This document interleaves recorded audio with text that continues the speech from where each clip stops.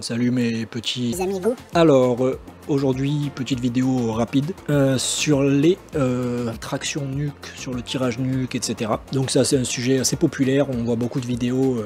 Faut-il faire du tirage nuque? Est-ce que c'est dangereux? Blablabla. Oui, c'est dangereux. Ça va vous flinguer les épaules. Non, c'est pas dangereux si vous avez la mobilité, etc. Donc c'est un débat qu'on voit beaucoup entre les partisans du c'est dangereux et les partisans du c'est pas dangereux. Mais pour moi, c'est pas la bonne question à se poser avec ce mouvement.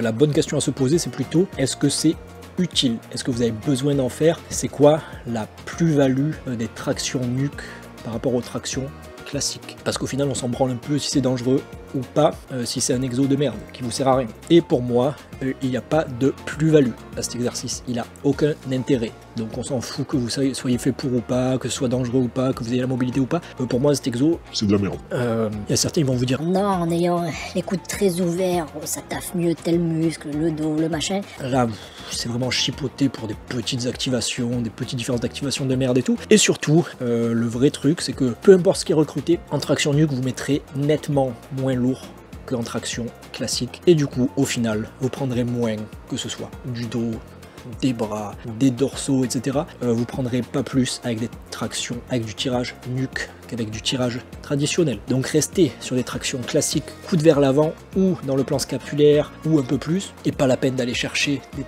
tractions nuque qui n'ont aucune plus-value, qui n'ont aucune valeur ajoutée, qui ne servent à rien et qui en effet peuvent être problématiques pour les épaules et tout. Mais pour moi c'est même pas le débat.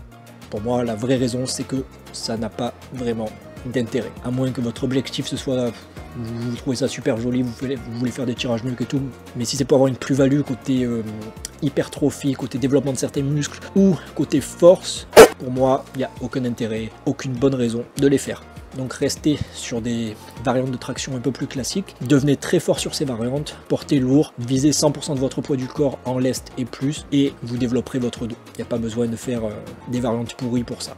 Mais ça, c'est que mon avis, vous en faites ce que vous voulez, et comme d'hab, expérimentez. Voilà, c'est tout, donc assez court, je pense qu'il n'y a rien d'autre à dire sur ce sujet.